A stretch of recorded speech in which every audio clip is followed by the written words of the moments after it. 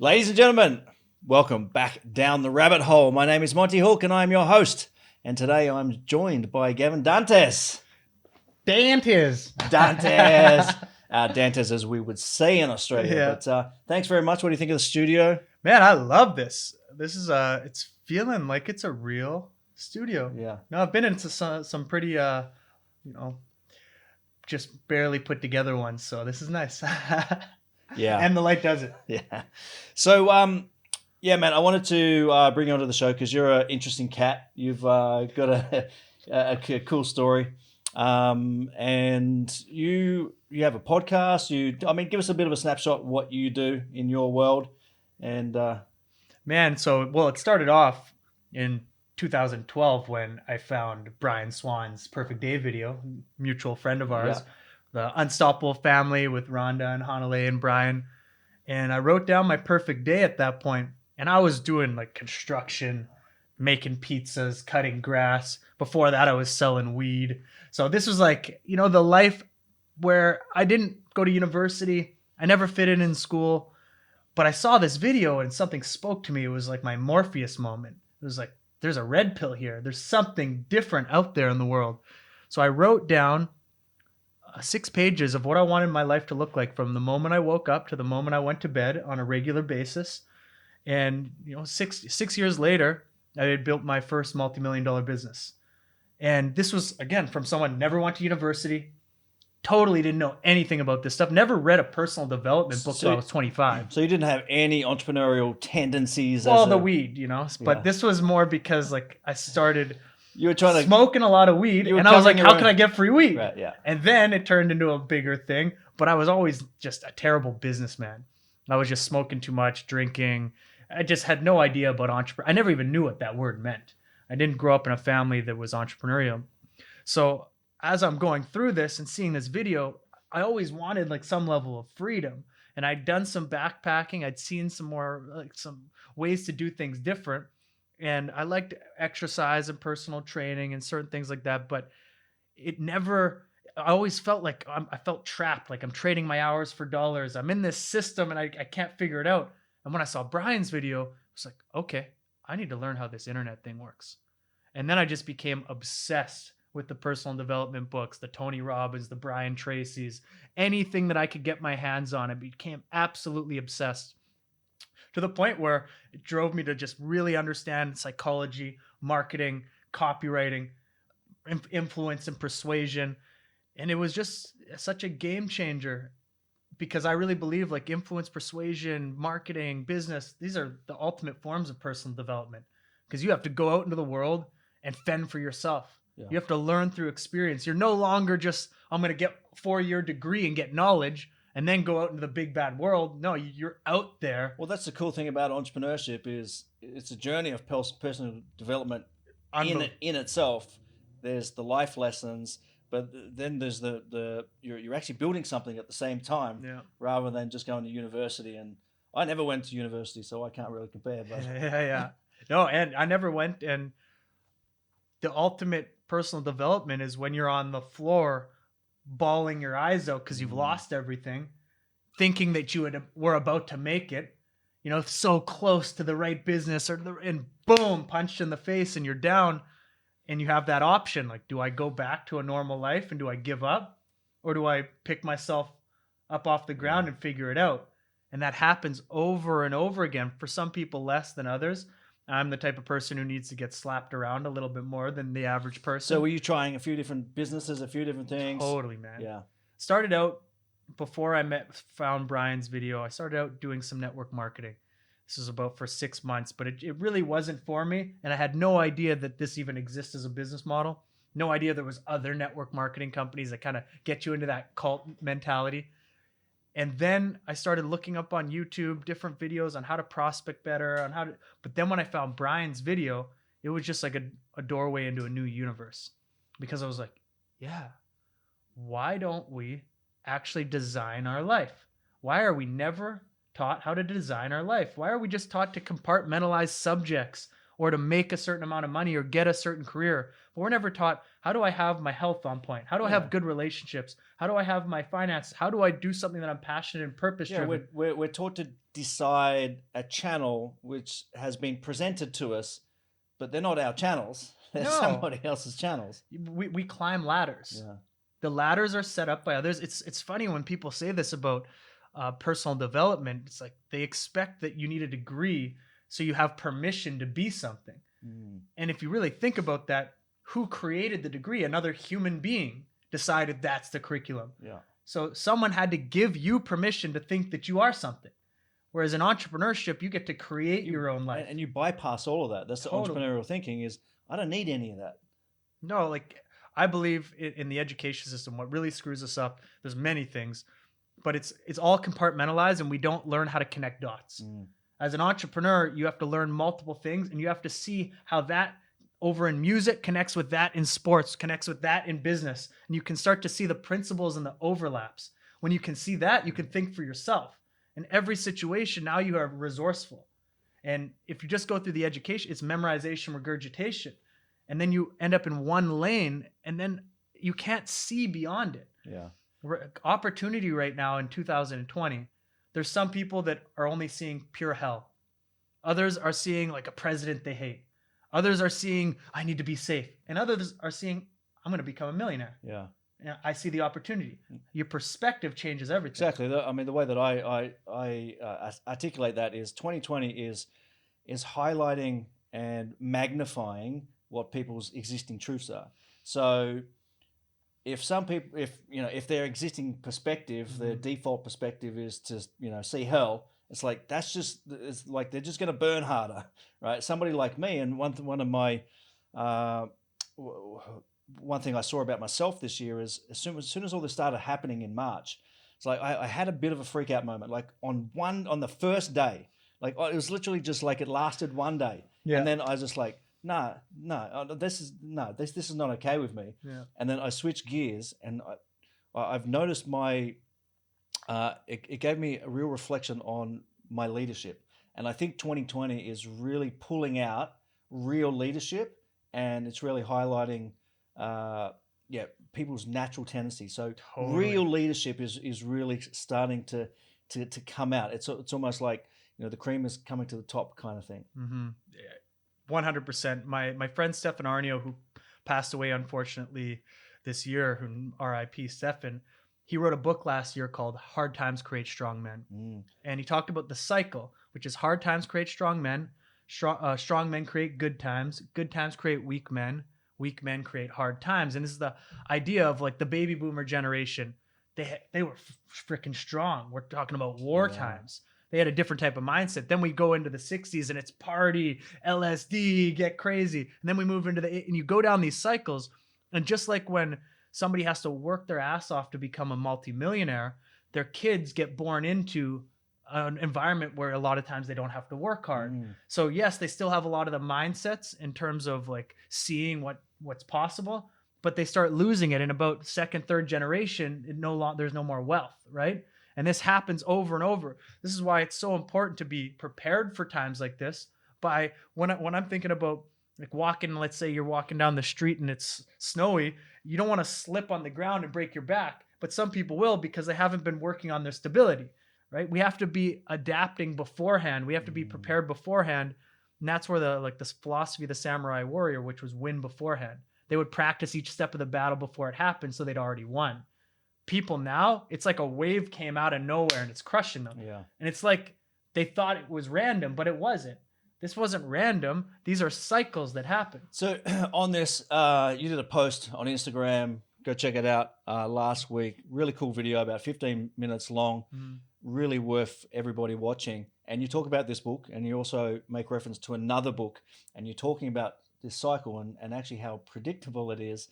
And you can use this as an opportunity to get some perspective on what's really going on. And what I love about that post and the way you talked about it was people are really getting lost this year in the details of the coronavirus, the lockdown, the very specific things. But what you were able to do is give context to the big picture of what's actually going on, and actually it feels like there's some hope in there, right? Yeah. So talk a little bit about that. Like, what's your actual macro perspective of what's going on in the world in 2020? Because you talked about the virus. It's just a symptom of of this cycle and a broken system, right? So Yeah. give your perspective on the macro of where we're at. We have there's so much. We could go for like 3 days on this, right? But I'm going to try to break it down as simple as possible. If we look at where we're at right now, we had an education system that was training us for a time that no longer exists. When this was set up, people were not being trained how to become entrepreneurs or be wealthy or learn about money. It was like, okay, we have all these positions need to get filled. We need to make sure that these people are trained for those positions. And then that system stayed intact till now somehow. Yeah. And it has to go. So one thing is education. Even look what's happening in America. They're trying to keep kids out of school. And this is a grander perspective. Like, the system needs to change. If we just put people back into the same system, it's not going to change. Then if we look at our 75,000-year-old brains, these are like caveman brains. If you just dropped us off into caveman time, we would be the exact same, basically, biologically speaking. So we're wired for a time that no longer exists, caveman times. That's why if you see sugar, you want to pile it in to store fat. And that's why we have to rewire our brain, because sugar's everywhere. If you don't rewire, you're just going to eat the sugar and you're going to get diabetes. It's all over. It's abundant. Everything is abundant now. Abundant information, abundant knowledge. Easily accessible. Easily accessible. Easily accessible. Like a Maasai warrior in Kenya has more communication power with their smartphone than the president did 25 years ago. We all have access to like magic, right? But in this current environment, people are trained for a time that no longer exists. They're not upgrading their brain from their caveman brain. And all giant companies, not necessarily on purpose, have to make money for their shareholders. Because they have to do that, Facebook, Instagram, all these companies, they have to hook people up to EEGs, and they have to test their dopamine hits as much as possible in video games and everything, so they can keep your attention longer. If they don't keep their attention, someone else will do it and they'll win. So it's a race for attention. So people are now playing video games, scrolling all day, being completely distracted. Watching the TV with an iPad in the hand at the same time. In the most abundant time in history of unlimited opportunity, that if you were to just be able to pull back and say, okay, I'm going to upgrade my brain, because everything's going exponential and global now, right? Our brains are wired for linear and local times. In tribal times, this is a linear and local environment. If you wanted to hunt an animal, you would see where it's going. You could cut it off. Now, let's say over there is 30 meters and you wanted to take 31 meter steps. We can both see where that is. If you wanted to take 31 meter steps exponentially, you'd go 1, 2, 4, 8, 16, 32. You'd go after 30 to over 1 billion, 26 and a half times around the world. That's how fast information technology is going. Yeah. It's doubling speed. Technology is building the latest technology with the latest technology, and it's going so fast. But the average mindset is still the mindset of a caveman. Yeah. So we're living in this system now where if we don't upgrade people's ability to think, there's going to be no work. Think about what Tesla is doing. Tesla is about to, within like 3 years, I bet this will be live, they're going to be the new Uber. You're going to buy your self-driving car, and Elon's already talked about this. You're going to buy your self-driving car, and then while you're sleeping, your Tesla's going to go work for you and make you money. Like, where are the jobs going to be? There's going to be unlimited opportunity, but a tiny percentage of people who are like able to actually take advantage of the opportunity. Yeah. And this is, it's an interesting, one thing that comes to mind here is people like you and I probably gravitate towards Bali, where we are right now, because a lot of people here seem to have the mindset of easily disconnecting from the matrix. Yeah. Right. So, is that something you've observed here in Bali? Totally, man. Yeah. This is why actually I've created a lot of videos on the Matrix. And if you look at the Matrix, Neo represented the neocortex, Trinity the heart, and Morpheus the truth. And when our thoughts and our emotions are aligned with right action, we get great results. So there's a lot of people here who were the black sheep or the dark horse, They were the one maybe... The conspiracy theorists. That too. But it's like maybe they were the ones who didn't go to school. Or maybe they did, but they always felt there was something wrong with the world, So because of that, they were always looking for a tribe of people who actually understood these different concepts. So a lot of people come to Bali trying to escape that environment because they can't stand being around the closed-mindedness, the inability to see beyond what the system is. Like Morpheus says, like people are so hopelessly dependent on the system, they will fight to protect it. And if you're around that, that means every time you say something outside of it, they will fight you because you're disrupting their safe system. Now, those people are going to be in big trouble, but for many years they weren't. But now everything's changing. Now they're all looking to us. Now we're all getting messages. Bro, you were right. Oh, this is all happening. What do I do? Yeah. So whilst we're on that, what can people do? I mean, we're here in Bali. We're fine. Totally. And we're going to be fine regardless. Yeah.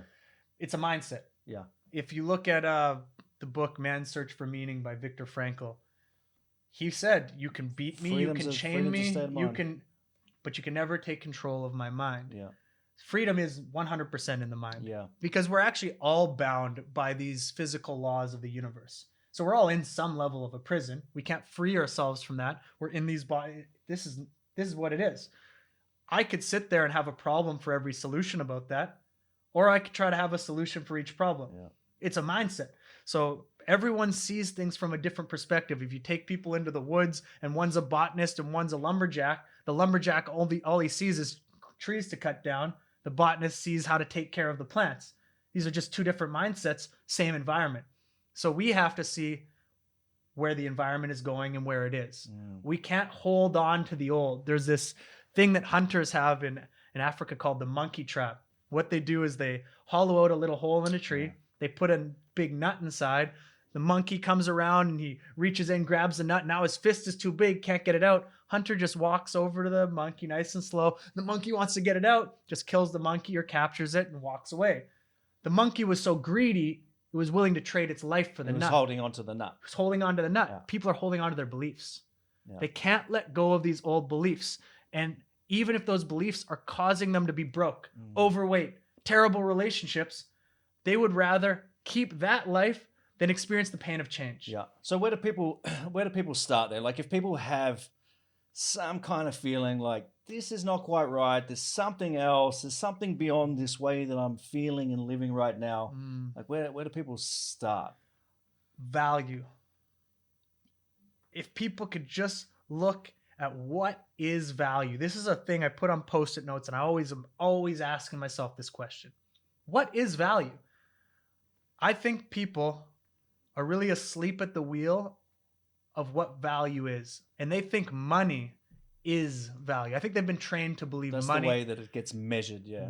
They think money is value. But money is actually the lowest intrinsic value form that value can take. The lowest intrinsic value form that value can take. Meaning, it's just paper. If an alien came, they would be like, why do you think paper is value? Are you crazy? Like, there's no value. It doesn't make sense.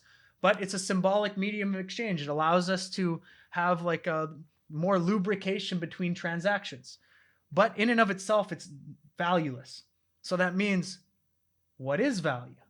What's intrinsically valuable to human beings? Because the only way for us to get money is to give value and exchange value. The money isn't the value, but what is valuable to a human being? So we have to ask ourselves, how can I create skills, business models that will allow me to exchange more real value to other human beings, which means I have to start understanding value, which means I have to start to dive into the human emotional and psychological system. No one ever wants a Rolex if they're living out in the jungle by themselves. They're buying the Rolex because they want some level of status and respect. So they're buying a feeling. Everything is just brokering emotions. So if we understand we have a reptilian brain, a mammalian brain, a neocortex, what are these brains? Well, the reptilian brain wants to survive and thrive in the physical environment.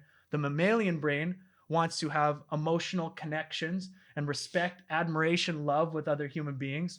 The neocortex wants to solve problems and achieve things. So every product or service is actually just a shortcut to those emotions. So if I'm selling someone the Rolex, I'm selling them actually their self-esteem in a product.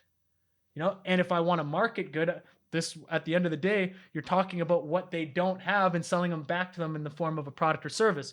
Hopefully, you use this for good. Influence or persuasion is like fire. It can cook your food or burn someone alive. It's a neutral thing. And if you have great products and services that can help people because you've been studying value and how you can make a huge impact on someone else's life, it's your duty and responsibility to master it, to help as many people. Yeah. And actually to help people not get bad products in their hands. Yeah, and what I'm hearing, if I kind of read between the lines a little bit, is a lot of people get wrapped up in this idea, this notion of needing to find their purpose, right? And they're looking all over the place. Yeah. And what I'm hearing in this conversation, and the money will follow, bro. Yeah. And what I'm hearing in this conversation is there's this real relationship between purpose and value. Like the shortcut, I guess, because to me, purpose is fleeting. Right? Your purpose is ever evolving. Yes, right? It's shedding layers always. Exactly. It's changing all the time. So, but people get so attached to the idea of being able to articulate their purpose, or this is my purpose. Like this is my thing. This is my one thing. Yeah. But you can never be satisfied in that because it's fleeting. It's going to be changing all the time. But perhaps another way to look at this is, what is my highest value? What is my highest value? How can I add value to society? Like what do I know? What do I know? What are my skills, my gifts, my abilities in such a way that I can deliver value to other people? And then when you deliver that with purpose, well, then you're on purpose. I think this is so powerful what you're saying, man. There's a scene in The Matrix with the Oracle, and Neo goes to see the Oracle. She represents like a prophecy or the intuition. And he knocks over some vase, and then he's like, oh, I knocked it over, like whatever. He's like, well, what's really going to bake your noodle later is if I didn't say something, would you still have knocked it over? Which is kind of questioning if this is all deterministic. And then above his head, there's something that says Tamet Nosuke, which means know thyself. And she's messing with his brain during this because the intuition is always messing with us. And she says, you don't really know yourself yet, right? You're not the one. And she makes him feel like it's not you. But then she says something so powerful, which is, but don't worry. When you walk out that door, you'll realize and remember that you don't really believe in this fate stuff anyways. You're in control of your own life. And I was like, whew. This was that questioning yourself moment, but realize there's nothing in the external environment that's controlling you. You can control your own mind, and that means cause and effect. You can control your own results.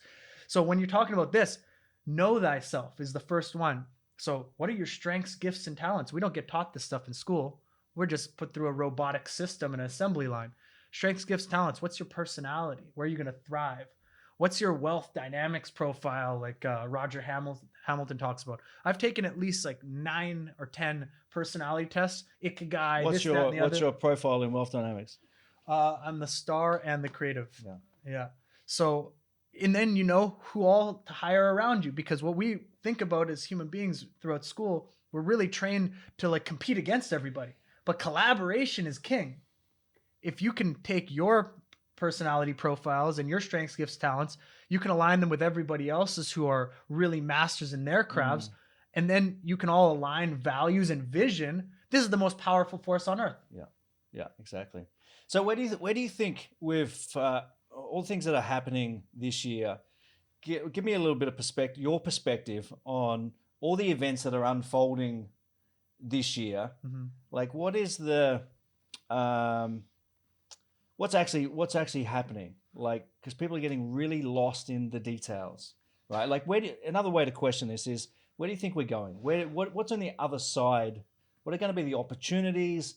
What's the world potentially going to look like? And what have we got to do now as the small people to make that happen? It's a difficult question because I don't believe in just strict determinism, and I believe we do have a lot of ability with our mind to shift things. Even if that mind is basically making decisions at a subconscious level, I think we can speed up the feedback loop enough to actually really change the direction of things. That means if we want a positive outcome from this, we're going to have to do the internal work individually.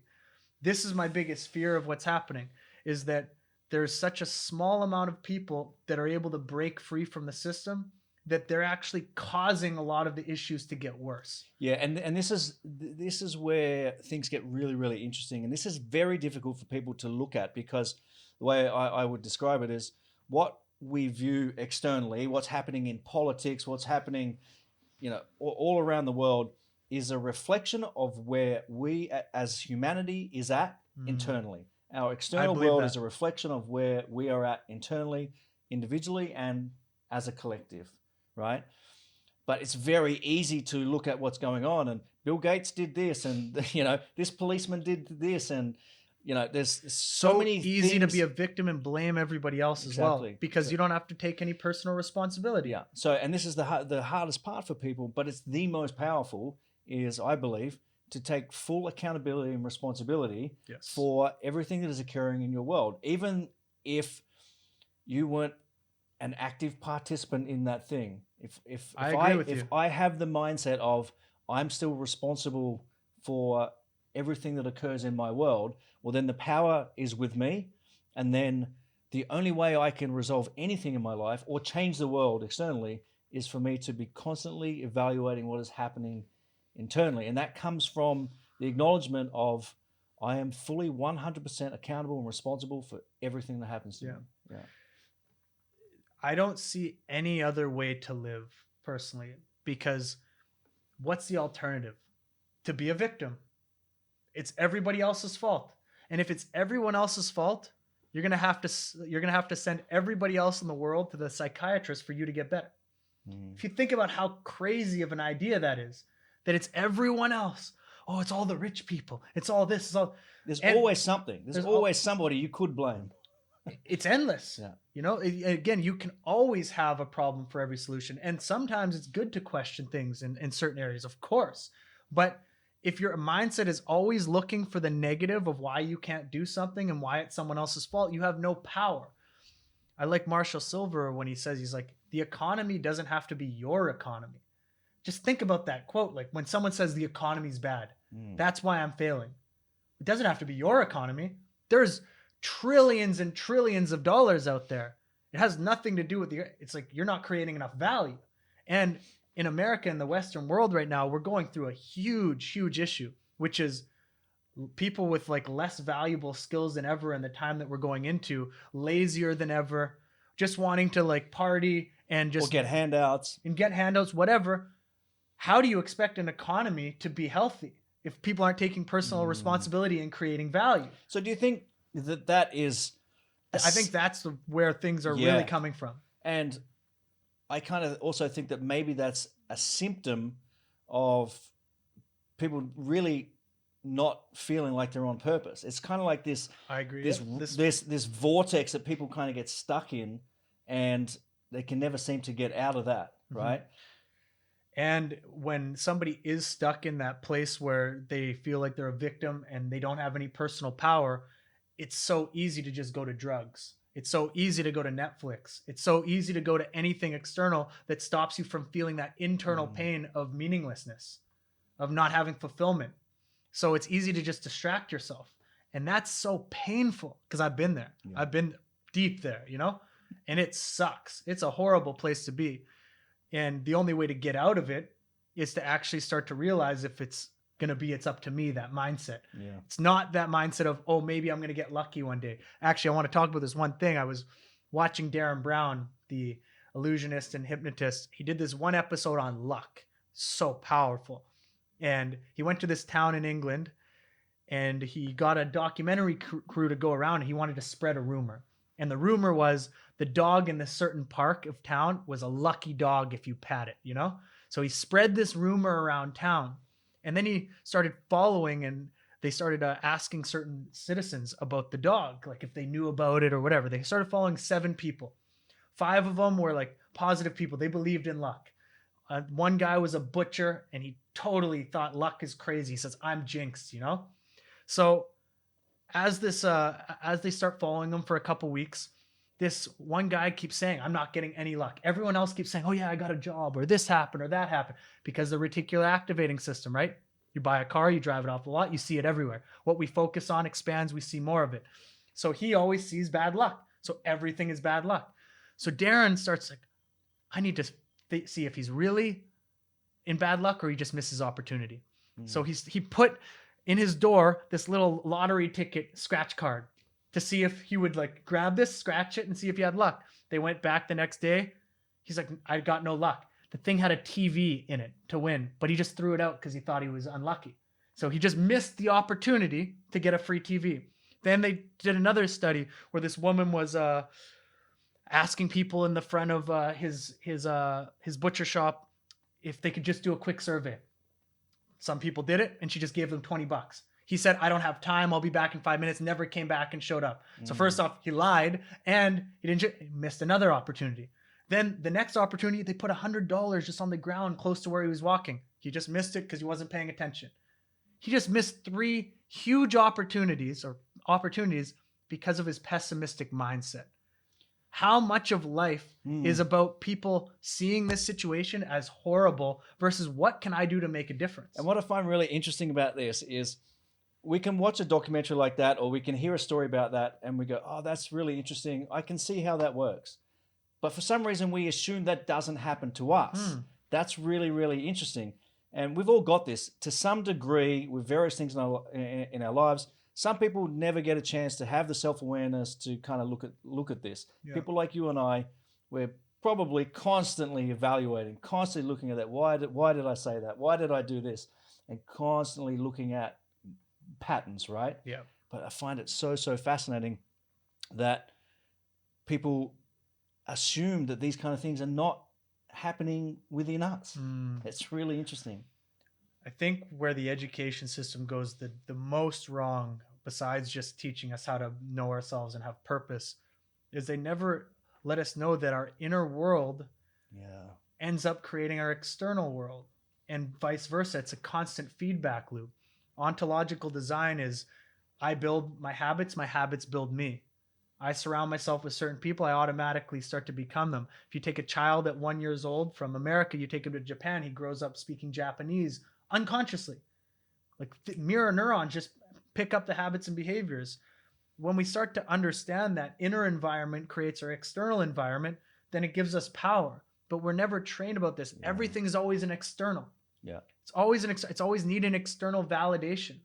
And this is really what hurts people. So they always believe that it's not about them. So I'm going to finish the story with Darren Brown. So this guy misses all this opportunity, right?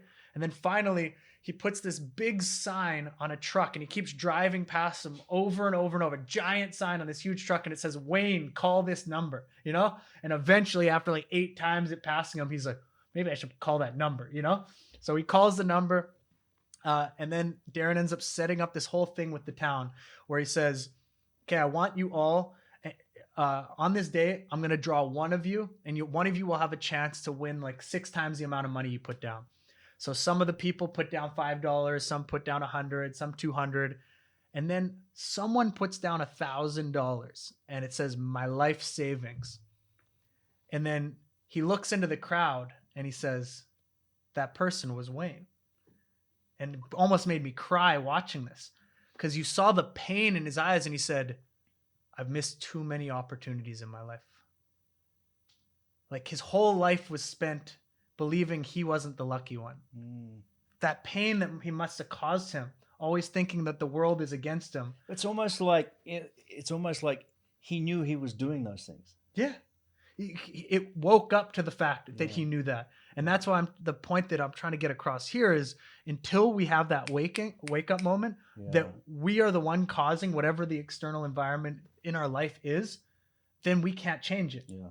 But as soon as someone has that moment that the weight on me is not because it's my genetics, because I can't stop eating Twinkies, it's a great moment. I remember when I was 19 and my girlfriend looked at me and she was just like, you've gotten fat. I looked in the mirror, I'm like, I'm a fat fuck, you know? And I changed it.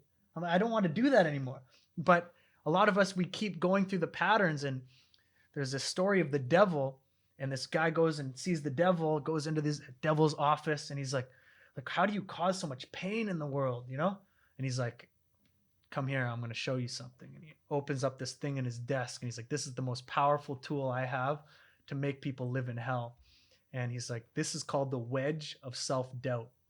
If I can lodge this into someone's brain and get it deep enough, they can live in hell for the rest of their life. just always doubting themselves. It's somebody else. I'm a victim. It's not. So we have to remove that because the devil is not some red-horned being. It's in our mind. It's the way we think. That's where it's heaven and hell exists here. Completely. You can live in heaven in prison like Nelson Mandela. 20 years in prison, came out, and no more anger. No more resentment. Forgave everybody. Forgiveness. Yeah. Forgiveness is one of the most powerful states in the world. Yeah, they've tested this in meditation over and over. If you live in forgiveness, you've been able to let go. Here's a little interesting story. Forgiving yourself is important. And here's a little interesting story because one of my, and I'd like to get some insights into some of your patterns as well. Like what have you overcome? Yeah. But one of mine has over the years has been anger, right? Getting angry, being short-tempered. Yeah.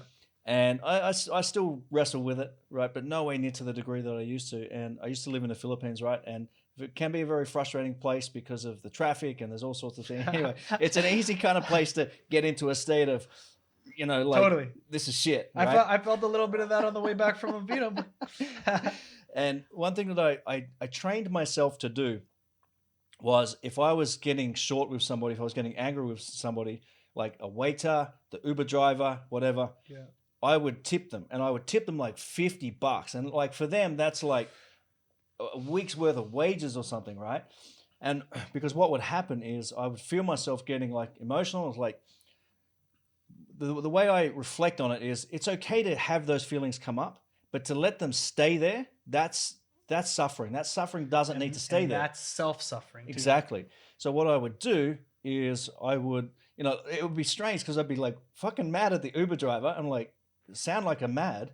And then I'll give him like $50, and he's probably thinking, "You are a crackpot. Yeah. You are one weird man." But what that would do is it would remove the charge for me. So as soon as I get out of the door of that Uber, it's like it doesn't sit with me anymore. It's now gone, right? So I've kind of, I still wrestle with it, and I still have to pull myself up on it. And so, what's been some of yours, like one of yours? What's something that you've wrestled with? Man, like everything. Come on, man. I'm a disaster, right? But like, I think because of going through so many things, like I used to lie too much by trying to like make myself look like I'm better than I am. Just constantly in this like wrestling within myself of like, I want that thing, but I don't have it. So I'm going to make up an excuse why it didn't happen. If I'm late, it's because of this reason, because of that reason. And there was such a lack of personal responsibility in almost each area of my life. And I don't want to even say it was the education system, this and that and the other, because I like to use those as metaphors of a lot of what's happening with society, but it's all of our own issues. Like we can stop it. We can be the one that like stops it from happening. So man, there was just so many mistakes all the time. I was just always unorganized and losing my passwords, losing this, which would cause another thing and cause me to be late on this. And it was just, everything would bleed into the other. Yeah. And I think what people don't realize is people kind of accept that, okay, well, I'm an unorganized person, but there's a hidden unconscious agenda that something is trying to stop you from breaking that pattern. Right. At the end of the day, it's all happening. Like the patterns around you are constantly happening. We have to be able to recognize them. And this is the coolest part about the human brain is that it's the most valuable resource ever discovered in the universe so far, but we were given it for free. So people don't value it. Yeah. And if you can really like pull back on that. That's so interesting. If you can pull back on that and realize we're looking for all these external things around us and trying to get money when the most valuable resource that's ever been discovered is right here. And what can that thing do? So when I'm thinking about that, I'm like, oh my God, I can go and I can download the knowledge and wisdom of one of those supercomputers that downloaded the knowledge and wisdom from all those supercomputers in their field. And I can keep taking that and I can see the future because I can recognize these patterns. I can do that. Like, I feel like if I don't, my ancestors are like turning over in their grave of me wasting my life. It's disrespectful that they survived for like all these generations to get to this point where this brain is so evolved. And I'm just like, I'm going to stay a caveman. Yeah. You know, I'm not going to actually take advantage of any of this. I don't want to upgrade myself. Yeah. Like we can upgrade ourselves to like such an amazing amount. Stephen Hawking's talked about that in his book. He said something like, I don't know the exact number, but he's like 50 books. There's like 100 million bits of data or information, which is about the same amount that our default brain has been programmed here with, which means you can then go so far beyond. I really see the difference between someone who's not willing to upgrade their brain and someone who is. It's like light years in difference. And it's not because they're better. It's because they were willing to go out and upgrade their brain, because we have the hardware, but we can upgrade the software. It's like everyone's upgrading their iPhone, but they're not upgrading their brain.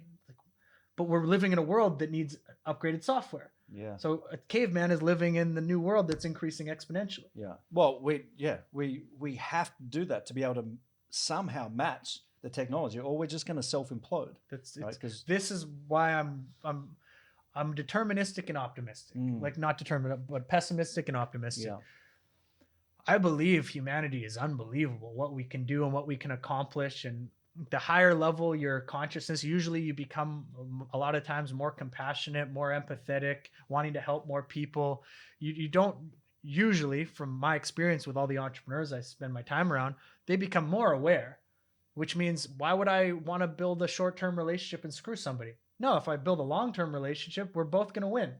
So they look at all the incentives and they try to align incentives and they try to make things better for a lot of people. Sure, some people have like a more sociopathic mind and they just want their goal.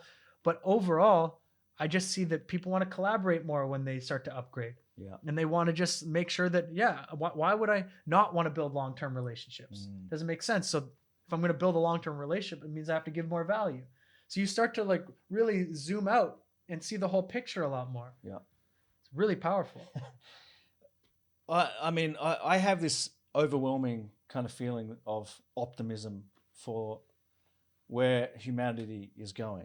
Now, it might be naive in some regard, but I think what we're going through at the moment is like this massive detoxing, right? And it's like we have to have this massive breakdown to have this just like when you break down the muscle. This breakthrough, right? And I think it's going to take us some time, but I can feel what's on the other side, and that's why I'm kind of optimistic.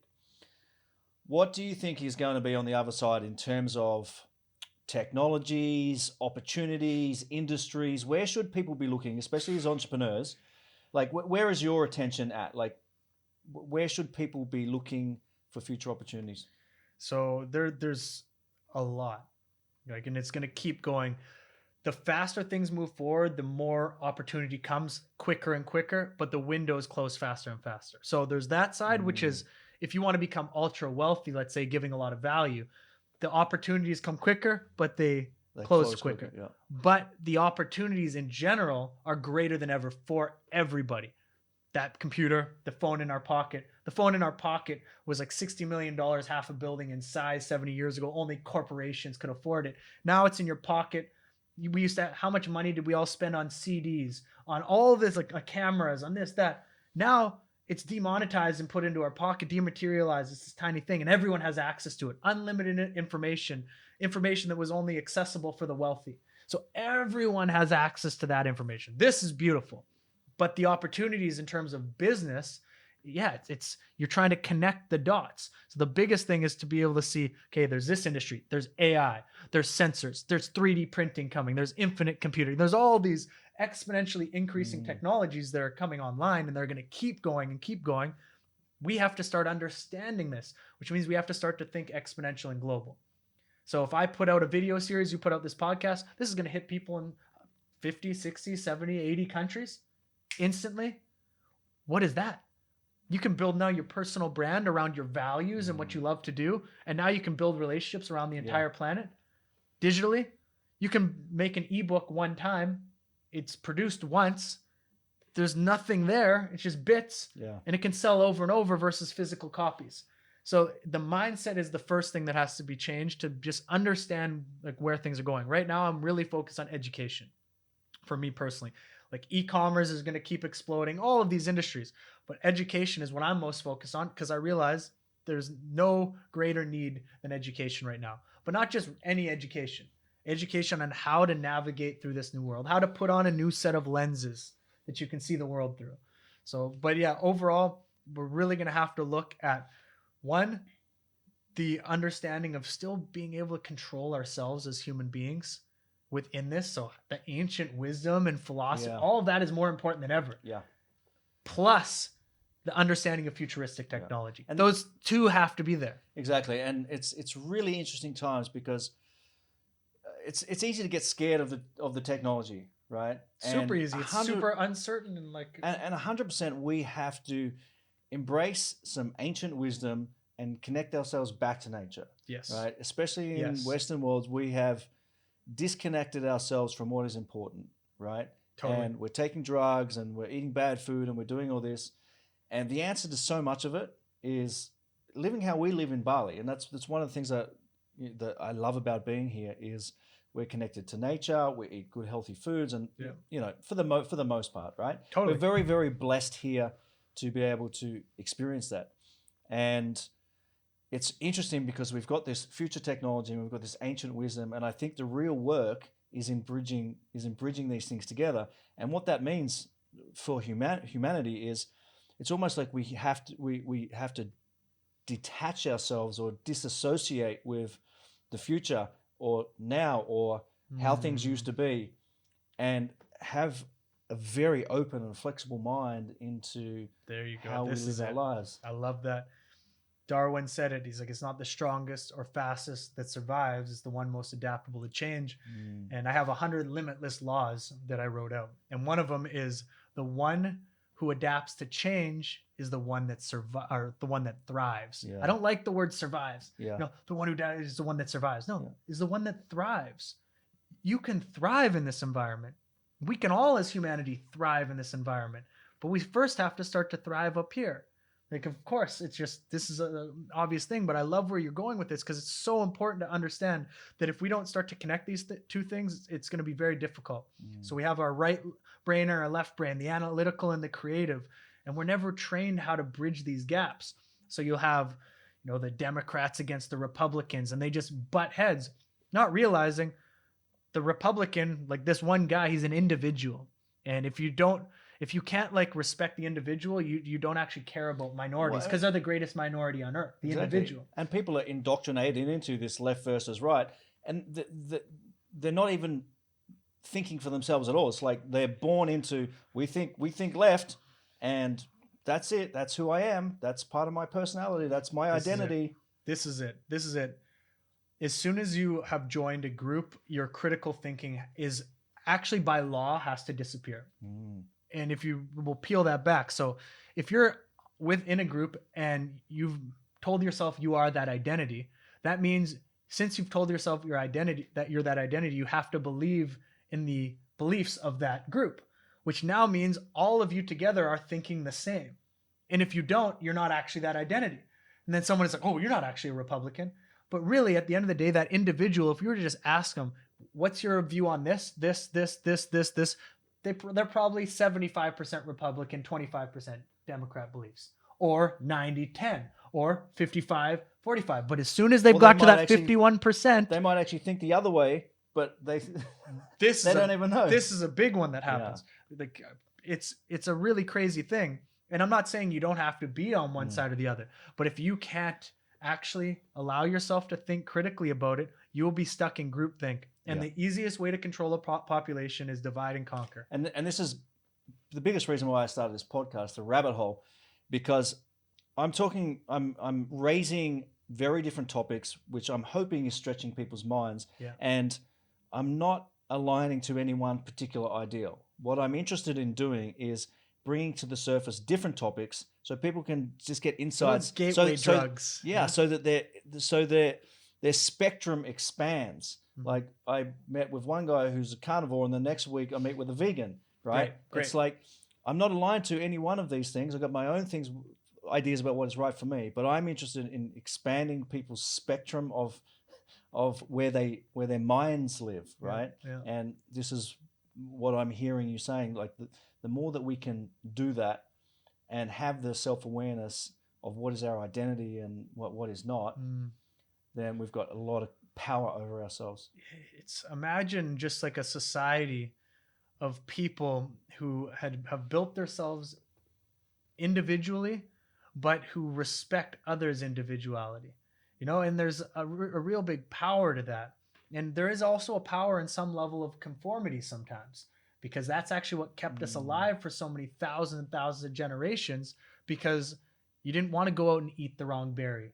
You didn't want to say the wrong. You kept together as a tribe. It allowed you to survive. And this is also why a lot of people just very blindly believe everything that the governments and the trusted authorities will tell the population, right? It's wired into us to conform.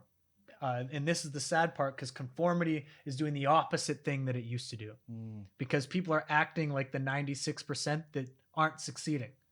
Because if you're acting like the people who are people who are overweight, let's say, and who are eating all this bad food because of the fact that they haven't understood that their primal drives are forcing them to eat that sugar, like deterministically until they stop it, you're just going to act and behave like them.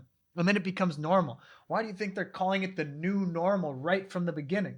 They're just training people for a new normal. Yeah. If you really look at it, like look at masks in and of themselves. Someone's going to probably be mad at me for this, but it's all good. If you just look at it in the Matrix, when he shuts the mouth, the agent, it's like there's that side of it, which is shut your mouth. Yeah. There's the other side of it, which takes away your identity. There's another side of it, which is children can't see their mother's faces anymore. It's like there's the other side of it. Everyone's scared of each other. Other side of it, people are now rioting in the streets because if they don't have an identity, now they're the group. Now they can destroy more things. There's such a symbolism behind this. It's like a satanic symbolism. Yeah. And it may be long-term good, meaning there may be some very smart minds behind this who are causing this on purpose and using a lot of pawns to get there because they want it to accelerate quicker to the point they want to get it. So they're just using the masses to get there quicker.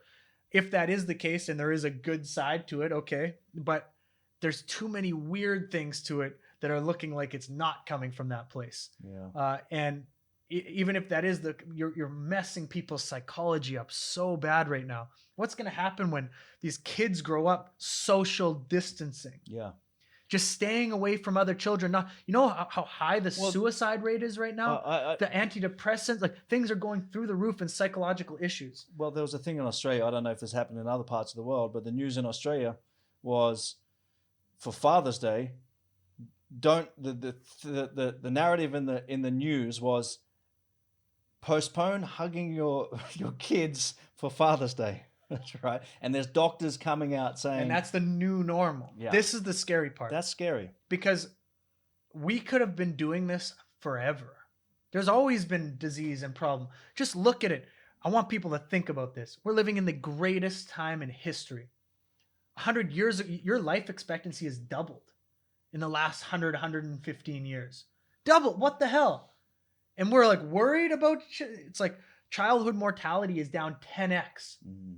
We have more communication power than the president did 25 years. Modern medicine has kept me alive like 3 times. We're in the safest time in history, and we're like terrified of a virus with a like 0.02% or 0.2% survival rate. And if you're a healthy person, it's almost like no chance you're gonna die. And we're just sitting around like hiding under our couches and our desks. Man, if you really wanted to get people scared and you want to put it on the media, you could literally trick people into hiding under their desk because terrorists are behind their cupboard or whatever, right? Yeah. It's horrifying to see people not question things at all. And if I had seen things in the news about increasing your immunity and health, and then I saw them saying, then I'm like, okay, there's something here. Yeah. But there's not been a single thing ever about, okay, obesity is one of the biggest causes of people dying from coronavirus besides old age. You should probably lose some weight and eat healthy because Americans are in extremely bad health. Let's say for that, but nothing. That's when you know that it's a scam. Yeah. Now, not that there's no disease, but it's a scam that you're not teaching people how to be healthy in the greatest time in history. Well, I mean, it's different. If all the information is on the table, then people get to choose. They have the power to choose. I agree with you, yeah. Right? But now it's being removed too. Exactly, yeah. I mean, there's even stories in the news where there's authorities coming out saying that it's a conspiracy theory that the immune system, that you have control over your own immune system to keep yourself healthy. Wow. It's like, you know, like, I mean, how can it be the case that there is no agenda behind that, right?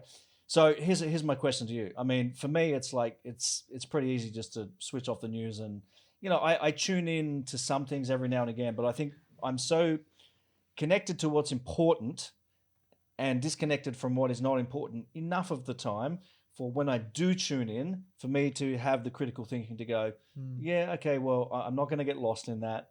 I can read that and I can disassociate myself to that. What's your thoughts around that? Should people just be switching off the news altogether, or what are your thoughts? It depends on your level of awareness. If your level of awareness right now, if you haven't studied evolutionary psychology, logical fallacies, human cognitive biases, and you haven't dove into like the psychological processes, if you watch the news, you're screwed. They are masters. But exactly, they are masters of manipulation. And this is the hard part. The hard part is every individual thinks, no, that I can't be manipulated.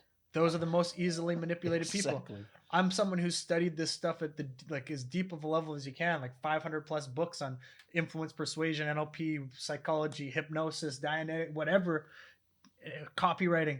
I've seen it from so many angles. I'm 100% manipulated, like easy to be manipulated. I'm a human being. I will have an like a harder time because I've built more of a fortress, but I'm a human. Yeah. If a girl comes up to me and says, "Oh, you're so great," it's like we all get hit by these things, right? It's like built within us, and we have to be very careful with it. Yeah. Now, the question then becomes, well, how do we actually start to upgrade ourselves to those levels? And how do we start to admit to ourselves that I am easy to be manipulated? And that's a hard thing, because what is it that someone said? It's like, it's much harder to get someone to believe they have been manipulated than to actually be manipulated. Yeah.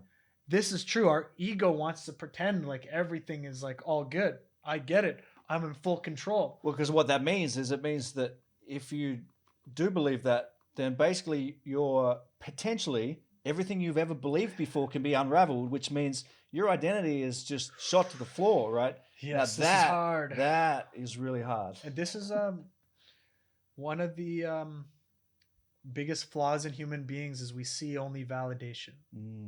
So we seek to validate what we've already believed and done. And this is terrifying. Cognitive dissonance is one of the most uncomfortable states for people to be in. And it's where I thrive, because I've trained myself to be super uncomfortable, or super comfortable being uncomfortable in my thinking. So I'm always having a war in my head between like 5 people from different angles, you know, and proving myself wrong, because I actually don't give a shit if I'm right. I care if I get results. Yeah. But you have to get to a level where you care more about the tangible results and how you're actually like navigating the world than how I feel if I'm right or wrong. That's a hard place to be, though, because it means you always have to shatter your beliefs to take on a new one. Bruce Lee, he had this thing that he would do. People would come up to him and they'd say, "Bruce, you're so great. Teach us to be a great martial artist like you." He'd be like, "Okay, come to the dojo." He'd say, "Show me your moves." They'd be like, "Wow, wow, wow." He'd sit them down across the table, and he would put a glass of Coke in front of them and put a glass of water in front of himself. He says, "Look at that glass of Coke and let that represent your knowledge. That's what you think is true about martial arts. This glass of water is what I know to be true about martial arts. If you want what I have, you're going to have to be willing to dump out this cloudy belief and what you think so I can pour in the pure knowledge." It's such a powerful metaphor because it's the truth. If we're not willing to get rid of the beliefs that aren't serving us, that are causing the pain in our life, then we can't take in the new. Yeah. It's useless. And this is the problem that's happening right now. This isn't a 5-minute process. Yeah.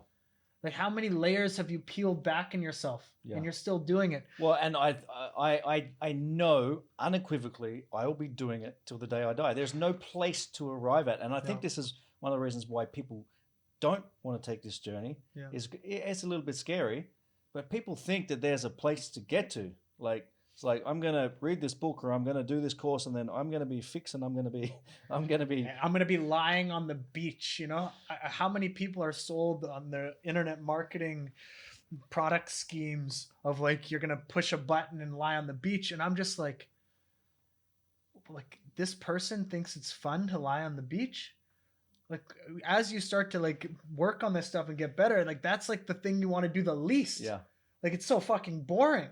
Like I want to go do some things. I want to create. I want to make shit happen. Yeah, like but it's funny how we are trained for laziness, because laziness would mean like storing fat. It would mean not exerting energy. Yeah. And in survival times, that was important.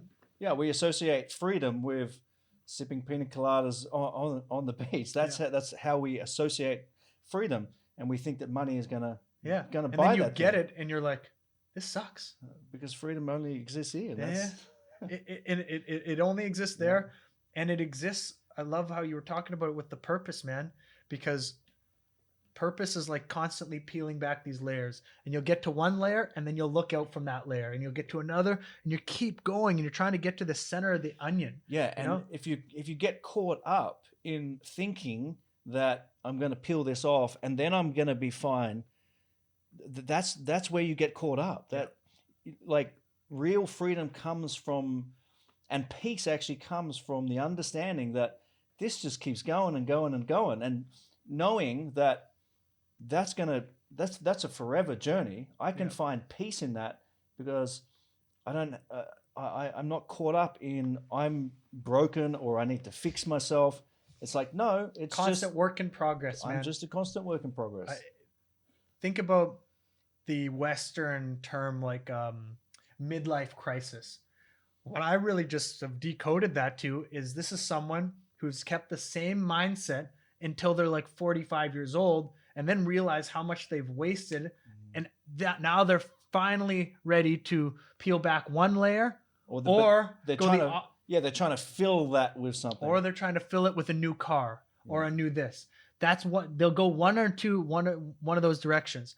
Whereas the person who's constantly peeling back, I'm sure you get to the point now where in a week you've peeled back 3, 4, 5 times. You know, it just never it speeds up, because one piece of knowledge or one piece of wisdom can connect with all of that. And it's like your brain, and it's one of the most incredible feelings in the world when you have this epiphany of this pattern recognition that actually bleeds into every area of your life, and it levels you up instantly at that time. And you're like, you know, I'm going to get rid of those things over there because I just came to a whole new understanding. And instead of it being painful, now it's exciting. Yeah. You've trained yourself to experience the cognitive dissonance in an exciting way. Yeah. When that stuff comes up, it's like, that's when I can get excited. It's one of the most amazing things in the world. Yeah. And that's the exact opposite of the laziness mindset of I'm going to get somewhere. Like retirement is one of the stupidest concepts I've ever heard in my life. Now, I'm not saying there's anything wrong with like trying to get somewhere when you're an old age and now you want to like relax more or whatever, but I'm never going to relax. Like I'm never going to be like, okay, I'm done.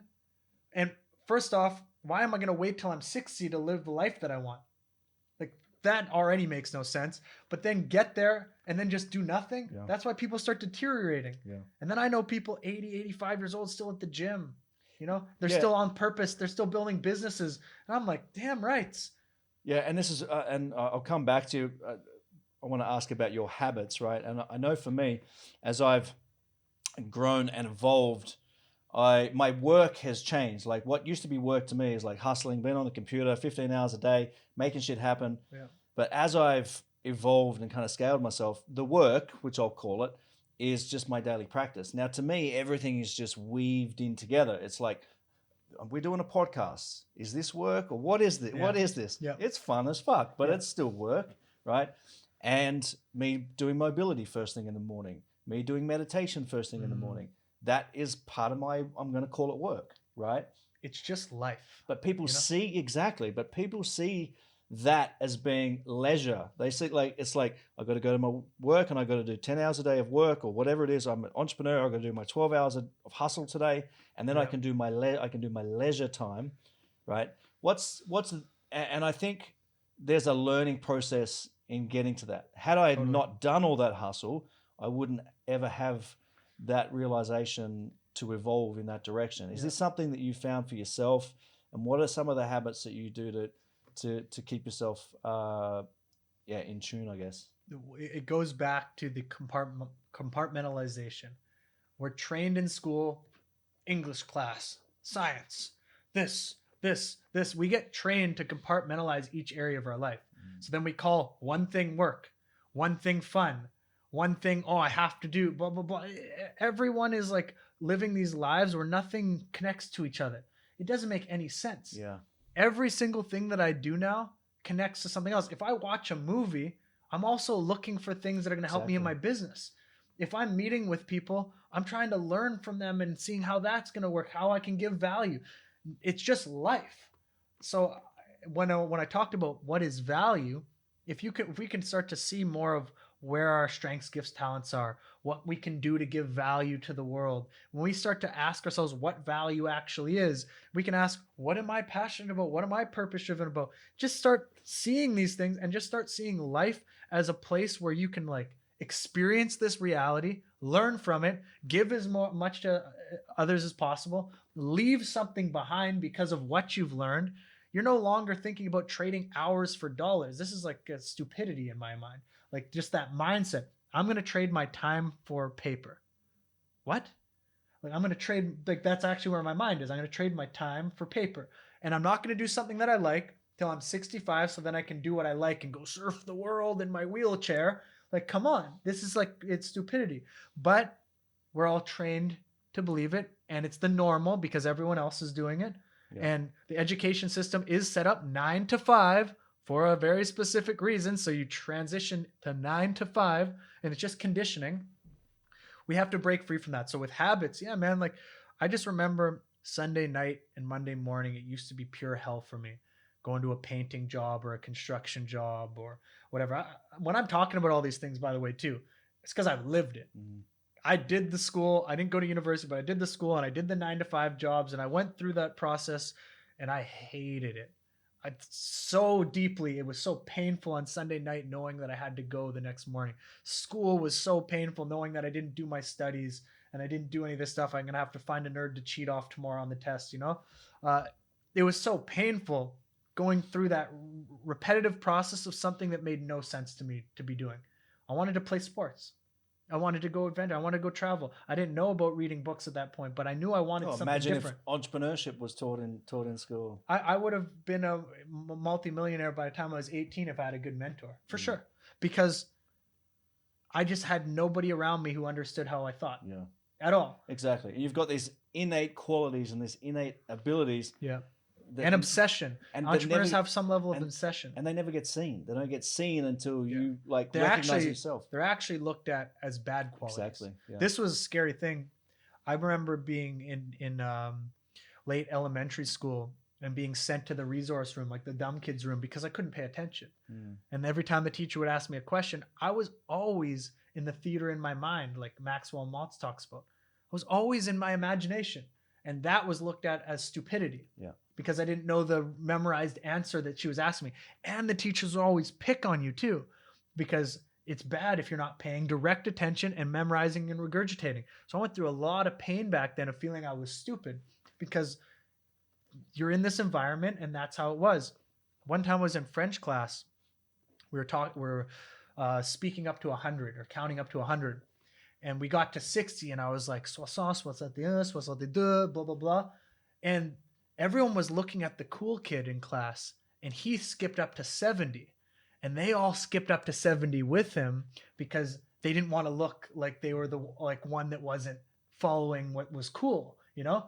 And I noticed that and I was like, what is going on? And so I kept going. My teacher's like, yeah, keep going. But then eventually I got to 80, I was like, okay, I'm going to just go with them too, you know? Because I got that feeling, that level of conformity, that deep fear of being the odd one out, that deep fear of feeling stupid, it's so built within us.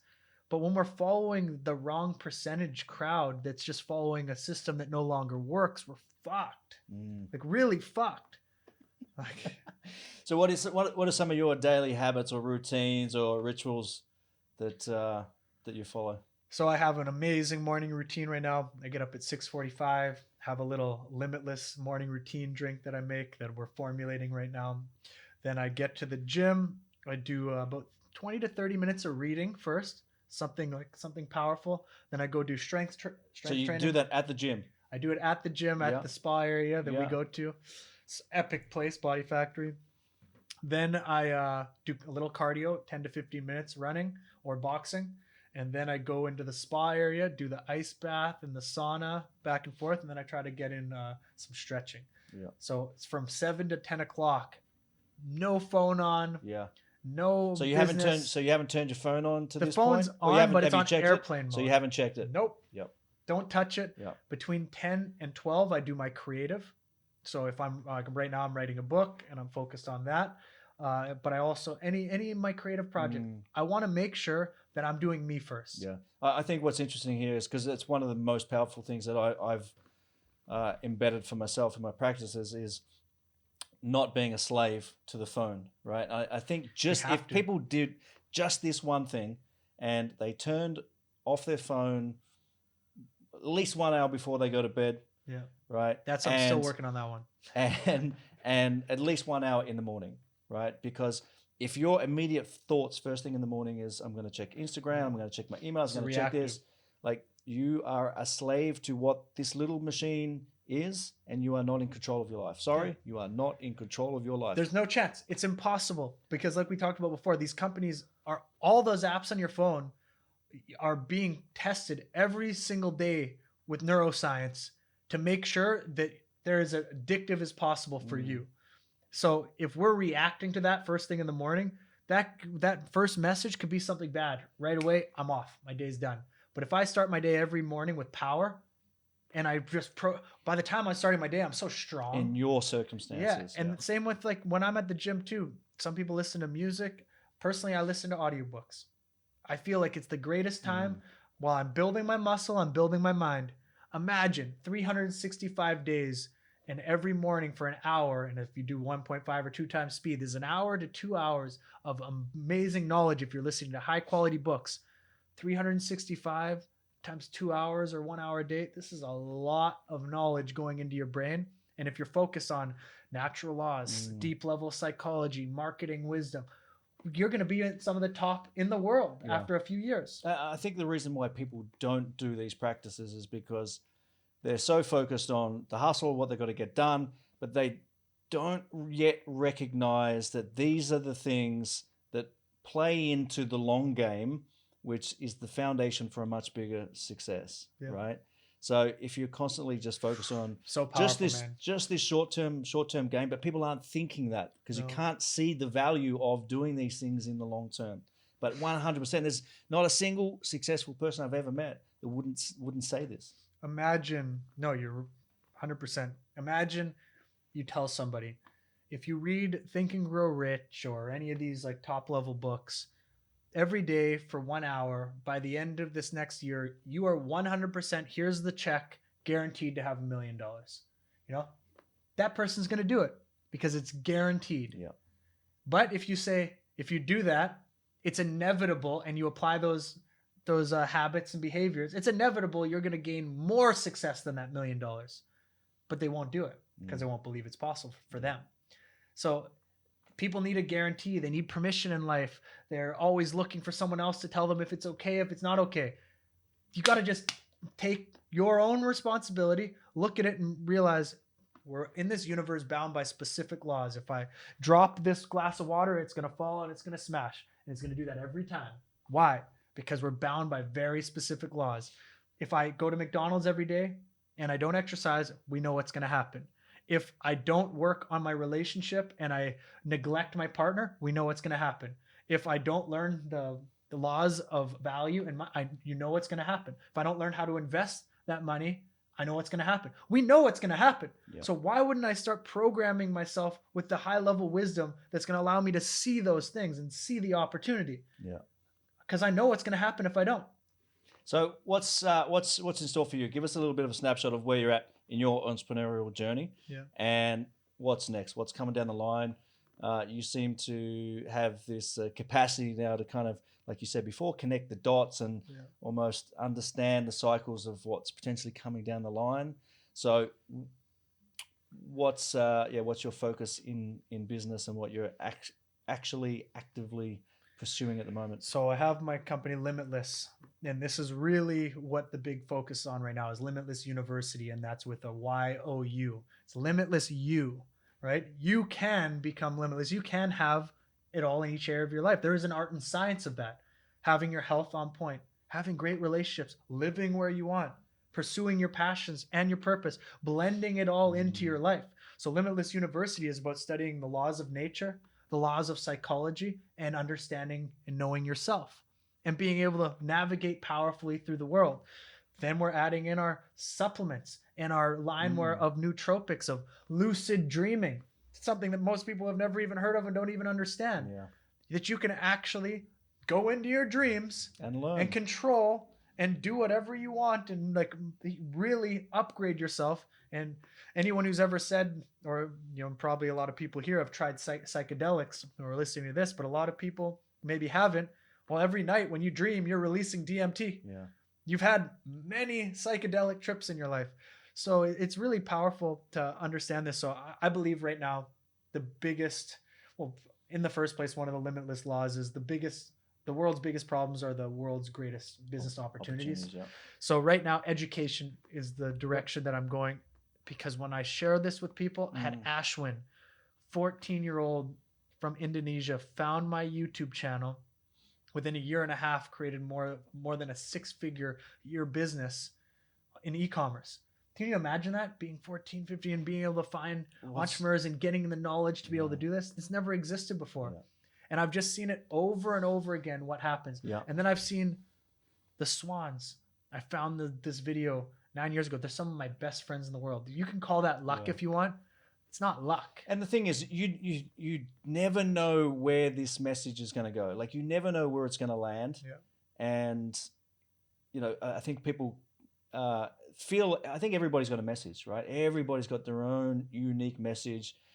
But people get caught up on, what is my message? Just start speaking it out. And because you never know, because your resonance, your particular frequency is going to align with just one particular person. You don't know where they are, and you never know where that's going to land, man. I love that you're saying this, because like Tony Robbins is a master at what he does, right? But maybe not everyone resonates with how Tony talks or speaks. And people have certain experiences in life, certain personality types, and someone out there is going to be like, wow, someone out there like me. The amount of people that I get messaged from who are just like, you're the first person in the world who articulated what I was thinking, so I finally understand it. People are looking to be understood. Yeah. This is one of the greatest feelings in the world, to feel understood. Exactly. And what that also does is, and this is the great thing about social media, is it's no longer about, these high-level gurus. It used to be, you're a massive guru and you've got a book, and we only listen to these people. But it's easier to connect with just people like you and I, and I relate to people who are on any level, because everybody's got their own version of inspiration, their own message. And for someone, if they want to become a multi-billionaire tech guru, I'm not your teacher, and that's okay. But if you want to be able to create a life on your terms and create each area of your life and give more value to the world and know yourself better and understand these laws of psychology and the universe and the things that I've been like diving in from all angles, so you can create a life where you can live wherever you want and create a life with great people, then I'm a great teacher, because I've created that purposely, consciously. So that's another thing. What's your goal? Yeah. If you want to write out your perfect day, and your perfect day looks like living in Bali with great entrepreneurs that are the dark horses and the black sheep, and you want to be able to navigate through the world we're moving into by seeing the patterns, then I'm a great teacher. And I bring other people around me that are also great teachers in that space. But that's not for everybody. So I'm straight up saying, if that's you, great. If that's not you and you want to be the tech guru, go do that. Yeah. You're going to find Elon Musk and these other guys who I also love to learn from, but I'm never going to be Elon Musk. Yeah. That's not my personality. He's a savage, and I have all the respect for him. But even himself, he knows he drinks Coca-Cola. He doesn't care about his health. I do. Everyone's different. Yeah. I got one last question for you before I ask that. Just want to acknowledge you. Thanks very much for coming on the show, and thanks for being a voice for people. I mean, you can tell the passion that you have, and I think you're a demonstration that anybody can figure out what their thing is, right? And Totally. Figure out their way of voicing it, because it's very easy to kind of look at other people and the way they're speaking, and it's like, oh, I need to speak like that person or whatever. Yeah.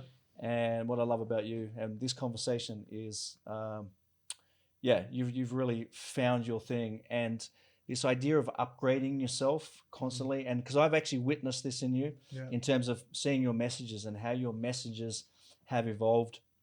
And just to be a demonstration for that, I think is very, very powerful. And so I appreciate that. Yeah, I encourage everybody to go check out that video that I talked about. Very powerful video. Yeah. Where can people find you? Like, where's the best place for people to connect?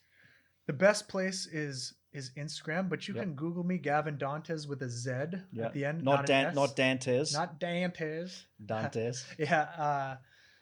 You can Google, you'll find my LinkedIn, my YouTube, all the different information. It will all be on the first page there, because there's not another Gavin Dantes with a Z. But your favorite platform for communication is definitely Instagram. Yeah, Instagram is great. And I want to just touch on that point really quick, because people see how I'm articulating myself now, but they don't realize 9 years ago I was watching Tim Ferriss, and I was watching him on stage, and he was speaking about all these different topics, and I said to myself at that moment, I could never do that. Yeah. I remember that feeling, so visceral, just like, he's too great, like he knows all this stuff about everything. This is when I first started to get into personal development, and then after hundreds and hundreds of books and speaking and learning and stuff, then it just starts to become a part of you. And our mirror neurons are really powerful. This is why I like to listen to audiobooks, because not only are you learning the information, you're learning how to articulate how they articulate themselves. It's very powerful. Yeah. And this is an interesting point, because what you're saying about looking at other people and thinking, I can never do like that. I mean, you and I, we probably rub shoulders with some very successful people. I've connected with and worked with people making hundreds of millions of dollars. And one of the things that I recognize and that I see is that these people have the same fucking problems that you and I do. Right. Yeah, man. But when we're at this place where, you were describing, where you look at other people and go, oh, I want to be like that, we kind of think that these people don't have problems. Yeah. But when you're at whatever level, it's like, we're all the same. Mm-hmm. We're all the same, right? Nobody is separate from that. And I think what I would want people to take out of that is not to put people on a pedestal so much, No. And not to try to be like someone just because that person has fame or this, that, or the other. You have to develop yourself, and yourself is never going to be someone else. Yeah. And I like to become like a mixture of my favorite people, right? Because it's like you're this different concoction. Yeah. So all the information, knowledge, and wisdom that you discover and you try and you test, make it your own. And everything is that. And the way you speak and everything, all that wrapped up together is a fabric which is weaved of your unique energy signature. Yes. Right? Totally. It's a very powerful conversation. It's very cool. So thank you very much for coming on the show. One last question. If you had the superpower of being able to connect with everybody in humanity, or everybody on the planet, no, all languages aside, you just had the ability to connect a message to everybody. Ooh, wow. What would that message be? What a powerful question. Well, first off, I think, not first off, but I think one thing that we do have to realize, to nail on that last point, is that we have holidays like Christmas and our birthday and this, that, and the other, but we should also like sometimes have like maybe a one-day holiday where we all like hug each other and realize we all don't know what the fuck's going on, and we're all in this together. And this guy who you think is so successful and the happiest ever, he's also gonna die, and she has the same thoughts of self-doubt that you and I have. It's all, we're like 99.99999% all the same. And just because someone on the external feels like they're better, this, that's not necessarily the case. So would be two things. One would be upgrade yourself so you can be an example for those people of what's possible, and look at everyone else around you and just never look at them like they're better, worse, whatever it is, but realize you can pull people up and you can be pulled up, and we're all experiencing the world in the same way, but through different lenses. And we have to understand that it's so powerful, because if you can see that, then you're going to look at everyone with more love. You're going to get rid of all of the guilt that you have with other things. You're going to start to forgive people. And then you can live in a state of serenity. At the end of the day, none of us are looking for more physical possessions. We're looking at what those possessions will give us. And usually that's a level of peace and happiness and fulfillment at some level. Yeah. So the answer to my question of the message, that's it? The message would be, the message would definitely be, first, upgrade yourself. Because you can help other people. The more you've worked on your own personal responsibility. And then the other side is just have more empathy and compassion for everyone around you. And I can be harsh on people, but overall, I believe in them, because people believed in me, No, I think I have a similar kind of demeanor. People, if they see me from the outside, I can be, brutal sometimes. Because you care so much, though. There's always, it always comes from love. Always comes from love. When you care so much about somebody, is what they want, because they've told you what they want, sometimes the answer is not, it's okay to stay 300 pounds. Sometimes it's, you're better than this. Step up. Because look at your family, look at the people around you. There's no time to fuck around anymore. They're relying on you. You're doing it out of a deep love. Awesome. Gavin, cheers. We'll have to do a round. Thanks, brother. Appreciate it. We'll have to do a round 2 somewhere down the line. Hell yeah. Guys, thank you very much for tuning in. Make sure you go check out Gavin's stuff. All the links will be in all the comments and the show notes and all of that stuff. So do go check him out. Guys, thanks for tuning in. Talk to you real soon.